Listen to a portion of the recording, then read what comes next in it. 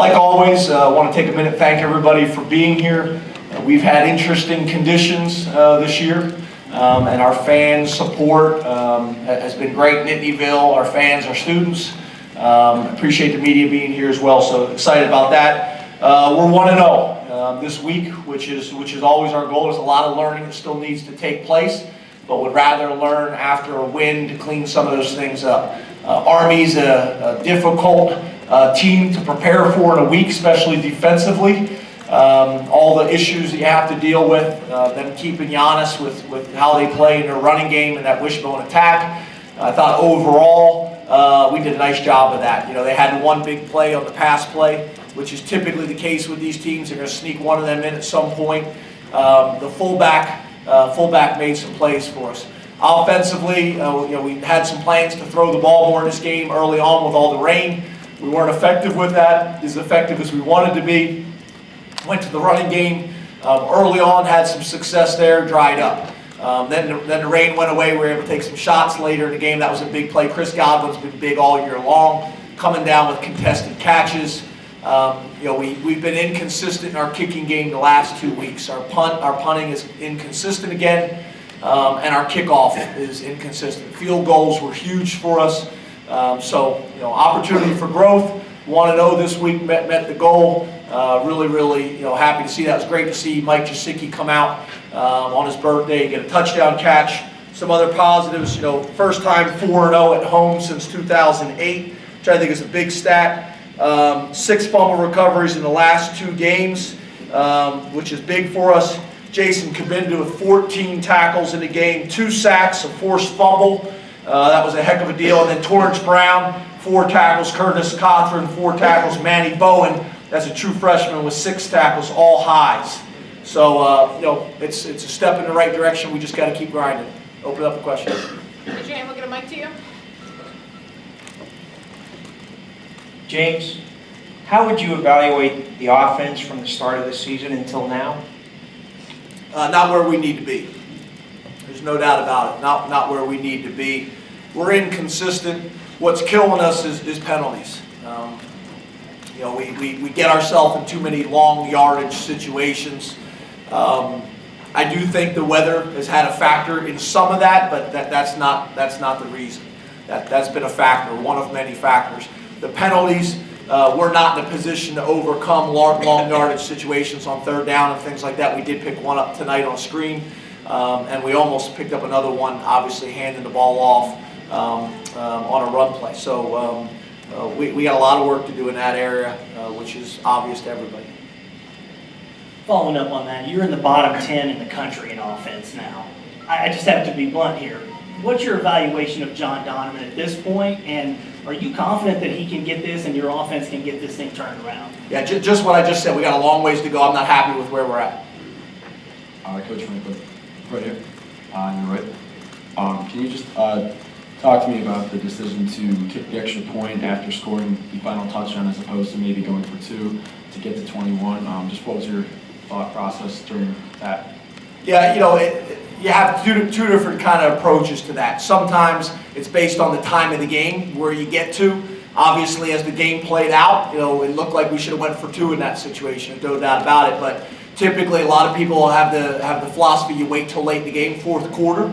It was still in the 3rd quarter when that happened. But obviously, as the game played out, it looked like we should have went for 2 earlier.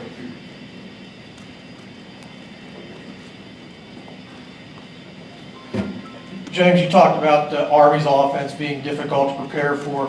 How much more difficult is it when you have so many young guys on defense that you're counting on? And how would you assess the performance, particularly the linebackers? You mentioned Jason. Looked like Manny Bowen had a pretty good day out there as well today. How would you assess their performance? Yeah, there's no doubt that those things factor into. I mean, you look at the numbers, like I said, Torrance Brown, Curtis Cothran, Manny Bowen, all with highs of tackles. We talked about Jason Kabinda with highs of tackles. I think they did some nice things. There's no doubt about it. That's a difficult offense to stop when you have veterans out there and we got a bunch of young guys playing. So overall, real positive. The turnovers were real big for us. We got to capitalize on those turnovers.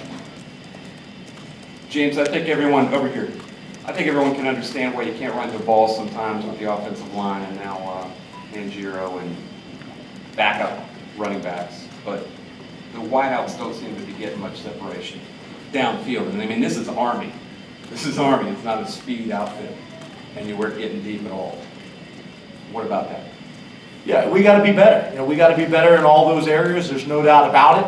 I think we got to throw the ball. You know, we got to throw the ball more consistently and take some more shots to give those guys opportunities. Whether they're getting separation or not, you know, I'll check the film to see that. But you look at Godwin. He's coming down with contested catches and making it with people on his back. So whether you get separation and run away from people, or whether you catch contested catches, the most important thing is when you have an opportunity to make a play, do you make it? It's great to see Mike Jasicki get involved. You know, we got to continue growing there, no doubt.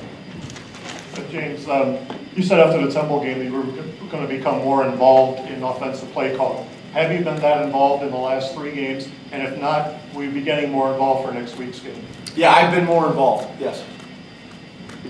James, I know you're pleased with the way Godwin played last week, and he has the big catch to set up the score in this game where he laid out for it. What does he bring on a daily basis for you, and did you see that catch, your management on his catch there? He's just a real consistent guy in everything he does. In school, he's consistent. You know, in terms of his approach and work ethic, he's consistent. You know, we watch it on film, we watch it in practice every single day. You know, when you throw the ball in his direction, good things usually happen. You know, so you know, you're going to see him get more and more opportunities, but that's just kind of who he is. James, you mentioned the progression of play calling from pass to run to pass. Did you feel like you guys waited too long to go back to the pass in this game, or did you feel like it happened naturally? How you went? Probably. I thought we got to some second down and manageable situations that we could have been more aggressive in taking shots. So yeah, I think there's no doubt about that. James, how is your offensive approach and execution different without Saquon in the lineup? Well, I think as we all have seen, I mean, the guy has the ability to make guys miss.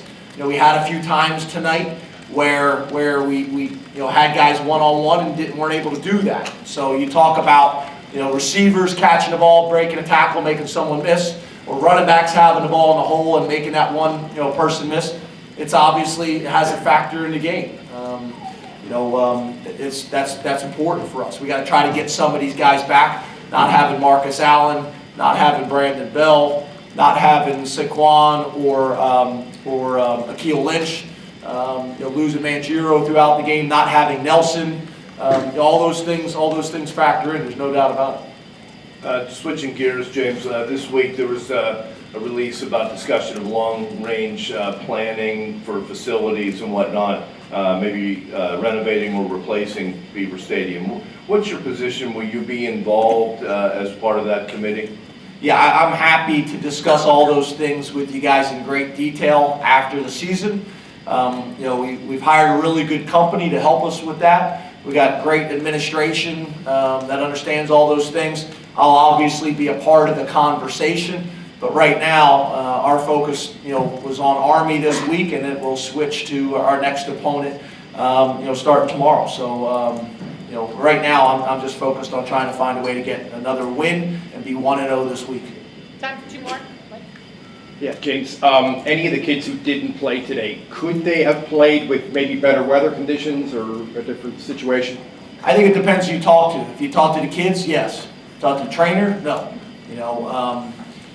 They weren't ready to play this week. It wasn't like we were holding anybody for anything.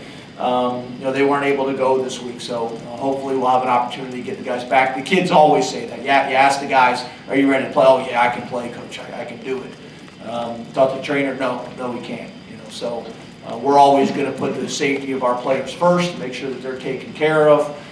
We got really sharp trained professionals that are able to do that. This is the big picture question. After the Temple loss, you seemed to have a pretty good feel for maybe how frustrating that might be for the fan base. This was a 4-touchdown point spread. Expectations from your fan base are not 20-14 wins over Army. I know you're being positive and everything, but what would you tell your fan base after a game like this where, really weather and injuries aside, you come out and you really struggle and almost lose as a 4-touchdown favorite? Okay. First of all, I have no concern about point spreads. I couldn't tell you what they are. I don't know a coach in the country that does. So I'm going to come in here every single week and be positive, even if it kills you guys and you want me to be negative. I love our players. I love our school. I love our colors. I love Penn State. Love Happy Valley. Love the community. Do we need to get better? Yes. But you guys can ask me every question in the book and try to get me to be negative. I'm not going to do it. I'm not going to do it. Love our guys. I love our staff. I love the opportunity that we have here. Got to get better. I know it. You know it. The fans know it. Point spreads and all those things, I don't even understand them. I lost $20 in Atlantic City when I was like, I don't know, 24 years old after college, and I almost threw up. That was the last time I gambled. I couldn't tell you anything about it. I'm worried about making sure our guys go to school, get an education, make great choices in the community, and find a way to win games. That's what we're going to do. We won today. We're 1-0. We're 1-0. And we're going to do everything in our power to be 1-0 next week. And I'm going to come in here and I'm going to be positive. I'm going to be positive. And I'm not going to go down that road with anybody. Love our players, love our coaches, love our media, love everybody. Love everybody.